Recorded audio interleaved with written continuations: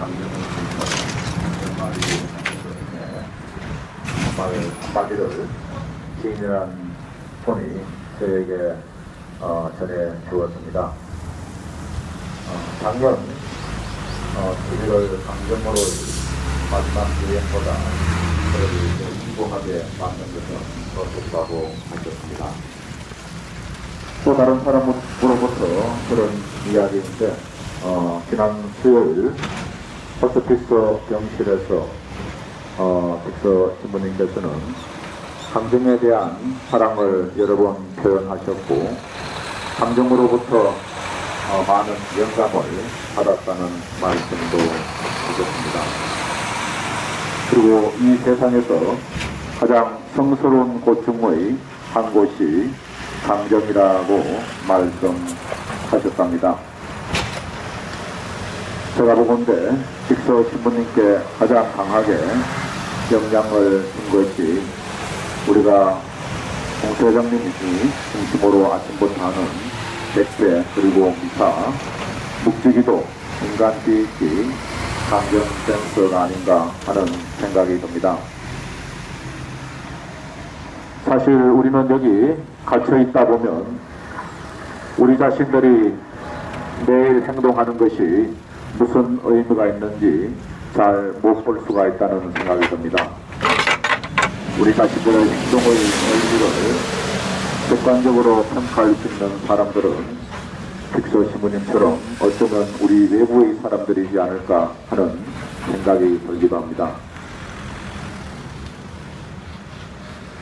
여기에서 저보다 사목을 오래 하신 문정현 신부님과 수녀님들 앞에서 이야기를 하는 것이 좀 그렇지만 제가 신부가 되고 10년 동안 농촌 사목을 하고 요즘 드는 생각은 이렇습니다. 농촌 사목을 했던 충북 괴산에서 아주 가끔 이곳으로 사람들이 와서 그곳의 소식을 전해주고 갑니다. 그리고 아주 가끔 저에게 전화나 문자를 통해서 그곳 소식을 전해줍니다. 10년 동안 제가 그곳에 있을 때 어떤 일을 하면 그 일에 대한 결실이 그곳에 있을 때 나타나기도 합니다.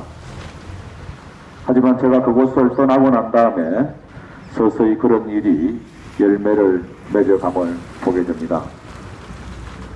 우리가 여기에서 몇 년째 백배 미사, 묵주기도, 인간띠익기, 강정댄스도 하지만 우리가 하고 있는 것의 열매는 현재는 잘 나타나지 않지만 미래에는 분명히 어떤 결실로 나타날 것 같다는 생각이 듭니다. 그것이 어떤 결실로 나타날지 우리는 현재로서는 알 길이 없습니다. 오늘 복음에서 예수님께서는 남을 심판하지 마라. 그러면 너희도 심판받지 않을 것이다. 남을 단죄하지 마라.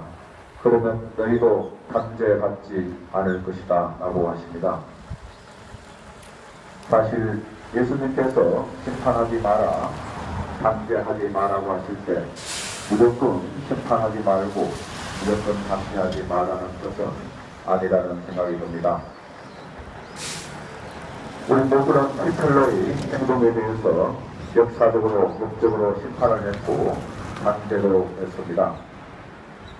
또 우리가 아는 광주 민중들을 학살한 전두환과 도쿄에 대해서도 완전하진 않지만 어느 정도로 역사적으로, 법적으로 심판을 했고 단죄도 했습니다.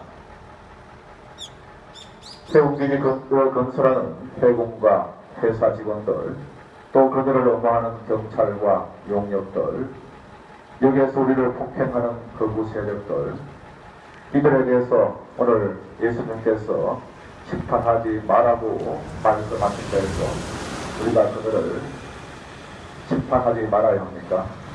아니라는 생각이 듭니다. 분명히 잘못된 것에 대해서 우리는 잘못되었다고 심판을 할 수 있고 단죄할 수 있다는 생각이 듭니다. 하지만 그들을 구원의 대상에서 제외시키지는 말고 그들의 해결을 위해서 기도는 해야 될 것 같습니다. 예수님께서 심판하지 마라, 단죄하지 마라는 말씀은 우리가 우리 주변의 사람들을 쉽게 심판하고 쉽게 단죄하는 경향이 있으니까 그것을 조심하라는 말로 저에게는 들립니다.